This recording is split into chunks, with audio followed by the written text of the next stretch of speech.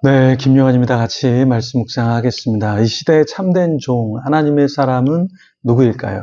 제가 예전에 집회를 갔는데요.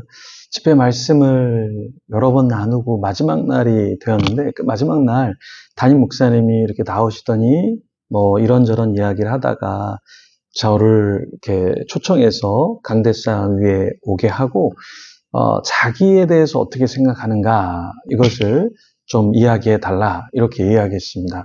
그런데 성도님들이 있는데, 그 담임 목사님을 안 좋게 이야기할 수는 없잖아요. 그래서 좋은 분입니다, 이렇게 인정을 이야기해 드렸죠. 그러니까 그분이 굉장히 좋아하면서 우쭐해 하셨습니다. 근데 제가 참 사람들이 있으니까, 성도님들이 있으니까 그렇게 이야기할 수밖에 없겠죠. 안 좋은 사람이라고 이야기할 수 있겠습니까? 근데 지금도 생각하는 것은, 느끼는 바는 좀 인정 욕구가 많은 분이 아닐까. 그래서 강사에게 이렇게 좋은 강사분이 저를 좋게 생각합니다라고 하면서 자신이 괜찮은 사람이다라는 말을 듣고 또 성도님들에게 그렇게 보이고 싶어 했던 것이죠.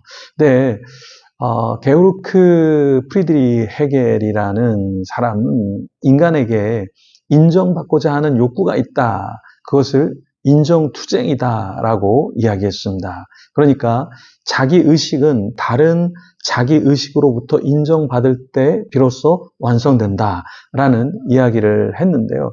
이런 인정투쟁, 인정 욕구를 넘어서서 인정 욕구를 넘어서서 인정 투쟁으로까지 가는 존재가 인간이다라는 것이죠. 니체도 역시 우리가 인정받으려고 하는 욕망, 그것이 권력 의지와 연결된다라고 이야기했습니다.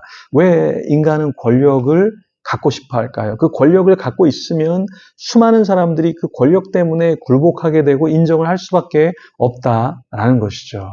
어떤 나이 드신 목사님이 계셨는데요. 제가 그분과 이렇게 이야기를 하다가 이런 질문을 좀 했어요. 왜 나이가 들면 목회자도 권력에 대한 욕망이 많을까요? 그랬을 때 그 목사님이 이런 이야기를 하셨어요. 나이가 들면 성욕도 떨어지고 수면욕도 떨어지고 많은 것이 떨어지는데 마지막 남는 것이 권력욕이다라는 이야기를 했습니다. 결국에 그분도 나중에는 권력에 대한 굉장한 애착을 갖고 있었는데요. 레비나스라고 하는 현대 철학자는 우리가 인정을 받기보다는 타인을 인정해야 된다라는 이야기를 했습니다. 그래서 우리가 타자의 얼굴을 책임지는 존재가 되어야 한다라는 이야기를 주장했는데요. 자, 우리는 어떠한 욕구에 빠져서 사나요? 우리는 혹시 또 여전히 우리도 연약해서 인정 욕구에 빠져 살지는 않는가, 우리 자신을 좀 돌아보면 좋겠습니다. 1절에서 4절까지 읽어 보겠습니다. 내가 붙드는 나의 종, 내 마음에 기뻐하는 자, 곧 내가 택한 사람을 보라. 내가 나의 영을 그에게 주었은즉 그가 이방의 정의를 베풀리라. 그는 외치지 아니하며 목소리를 높이지 아니하며 그 소리를 거리에 들리게 하지 아니하며 상한 갈대를 꺾지 아니하며 꺼져가는 등불을 끄지 아니하고 진실로 정의를 시행할 것이며 그는 쇠약하지 아니하며 낙담하지 아니하고 세상의 정의를 세우기에 이르리니 섬들이 그 교훈을 앙망하리라. 하나님께서 제시하는 나의 종, 그 종은 어떠한 존재였습니까? 하나님의 종은 군중들, 그 백성들을 선동하거나 무력으로 압도하는 그런 자가 아니었죠. 온순하고 좋은 리더십을 보이는 그런 자였습니다. 그래서 꺼져가는 그런 등불을 끄지 않고 상한 갈대를 꺾지 않는 그런 종이다라고 이야기를 했습니다. 그런데 이사야 시대에는 어떠한 정치 그리고 권력이 있었을까요? 아수르나 바벨론, 이런 강한 나라들, 그 나라들의 왕들은 굉장히 무자비했죠. 자기의 권력을 위해서 주변 제국들을 다 무너뜨리고 다 노예화 시켰습니다. 그러한 때 하나님께서 나의 종, 하나님께서 원하시는 그러한 존재는 어떠한 존재냐면 상한 갈대를 꺾지 않는 자. 여기서 상한 갈대는 실패한 사람, 상처 입은 사람, 또 죄 때문에 넘어지는 사람, 사회적으로 가치 없다고 여겨지는 사람을 의미합니다. 그러니까 그런 존재를 밀어내지 않는다라는 거예요. 근데 세상도 그렇지만요, 교회에도, 교계에서도 실패한 사람, 상처 입은 사람, 또 넘어지는 사람, 사회적으로 가치 없다고 하는 사람들을 불러 모으거나 케어하거나 함께 하려고 하지 않는 경우가 있습니다. 예수님께서는 세리와 함께 하셨죠. 죄인과 함께 하셨죠. 병든 자들과 함께 하셨죠. 그런데 오늘날의 교회와 교계를 보면, 세상을 보면 여전히 어떠한 바벨론과 아수르가 했던 그런 권력을 사모하고 약자들을 배척하고 내모는 그런 상황이 여전히 펼쳐지고 있습니다. 하나님께서 오늘날 우리에게 원하시는 것은 무엇일까요? 우리가 어떠한 권력 욕에 빠져서 또 다른 권력자와 재물을 가진 자와 영향력이 있는 자만 우리가 사귀려고 하고 추구하는 자가 아니라 하나님이 함께 하시면 우리는 다 온전히 살아날 수 있기 때문에 약한 자와도 함께 할 수 있는 저와 여러분이 되면 좋겠습니다. 진짜 살아나는 역사는 하나님이 함께 하실 때 일어나는 거죠. 스가랴 4장 6절에 이렇게 말합니다. 만군의 여호와께서 말씀하시되 이는 힘으로 되지 아니하며 능으로 되지 아니하고 오직 나의 영으로 되느니라. 하나님의 영으로 되는 것이지 사람이 많이 모인다고 해서, 사람의 능력이 많다고 해서, 재물이 많다고 해서 되는 것은 아닙니다. 그래서 우리가 함께 할 수 있는 것은 무엇일까요? 저는 우리 품능교회도 그렇고 수많은 개척교회, 작은 교회, 미자립교회가 아둘람 굴 같다라고 생각을 합니다. 다윗이 광야에 내어 쫓길 때 10년 이상, 13년 광야에서 내어 쫓기는 인생을 살 때 그 아둘람 굴에 왔던 사람들은 어떤 사람들이었습니까? 실패한 사람들이었고요. 자기 자리를 잡지 못했던 사람들이었고요. 억울한 사람들이었고요.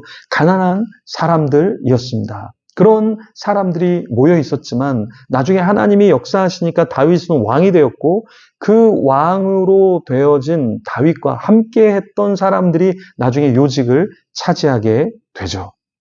신천지 이단들은 14만 4천에 들면 어떠한 대단한 것을 얻을 수 있다라고 이야기하지만 그런 것을 말하는 것이 아니라 하나님께서 연단의 과정을 통과하게 하신 뒤에는 우리를 또한 하나님께서 사용해 주신다. 아무리 우리가 연약한 존재라 할지라도, 비참한 존재라 할지라도 하나님이 계시면 가능하다라는 것이죠. 하나님의 백성들은 사실 착취당했습니다. 그때 어떠한 리더십, 어떠한 존재를 원했을까요? 네, 바로 하나님의 종, 정말 순수하고 약자들을 돌보는 그러한 자를 그 백성들은 원했을 것입니다. 네, 여전히 오늘날도 어떤 사람들은 원할까요? 정말 낮은 자리에 와서 함께 해주는 사람, 손잡아 주는 사람, 그런 사람을 원할 겁니다. 6절과 7절에 이렇게 말합니다. 나 여호와가 의로 너를 불렀은즉 내가 내 손을 잡아 너를 보호하며 너를 세워 백성의 언약과 이방의 빛이 되게 하리니 내가 눈먼 자들의 눈을 밝히며 갇힌 자를 감옥에서 이끌어내며 흑암에 앉을 자를 감방에서 나오게 하리라. 하나님께서는 하나님의 사람을 세우시고 그 사람들을 통해서 하나님께서는 많은 백성과 또 이방인들도 빛을 얻게 하시기를 원한다라고 말씀하고 있습니다. 먼저 우리의 눈이 띄어져야 하겠죠. 그리고 우리가 먼저 감옥에서 나와야 하겠죠. 그럼 우리가 그 다음에 우리 곁에 있는 힘겨운 사람들, 갇혀있는 사람들을 온전하게 할 수 있는 것이죠. 때로는 우리 힘으로 다 할 수 없습니다. 하지만 하나님께서 하나님의 영을 부어주셔서 또한 놀라운 역사를 베풀어 주시죠. 그 하나님을 바라보면 좋겠습니다. 또 믿음의 사람들과 함께 우리가 자유하고 또 더 많은 사람들을 자유하게 하면 좋겠습니다. 기도하겠습니다. 하나님 감사합니다. 우리로 하여금 자유케 하기를 원하시는 아버지 하나님, 하나님의 참 종이 되게 하시고 그 사람들을 통해서 수많은 사람들을 돌아오게 하시는 하나님, 또 우리 인간이 할 수 없는 것을 아시고 예수 그리스도를 이 땅에 보내어 주시고 자유하게 하시고 죄에서 놓이게 하여 주시고 참 하늘의 평안을 누리게 하시니 감사합니다. 이것이 우리에게만 있는 것이 아니라 수많은 아둘람 굴에 있는 사람들에게 임하게 하여 주시고 그들이 회복되게 하시고 다윗이 왕이 되었을 때 그들과 함께 나라를 다스렸던 것처럼 내 곁에 있는 힘겨운 사람들이 지금은 힘들지만 이겨내게 하시고 하나님의 때에 놀라운 역사의 장에서 하나님을 드러내며 온전히 영향력을 펼치는 자 되게 하여 주시옵소서. 감사합니다. 예수님 이름으로 기도합니다. 아멘. 계속해서 기도하며 주님 앞에 나가겠습니다.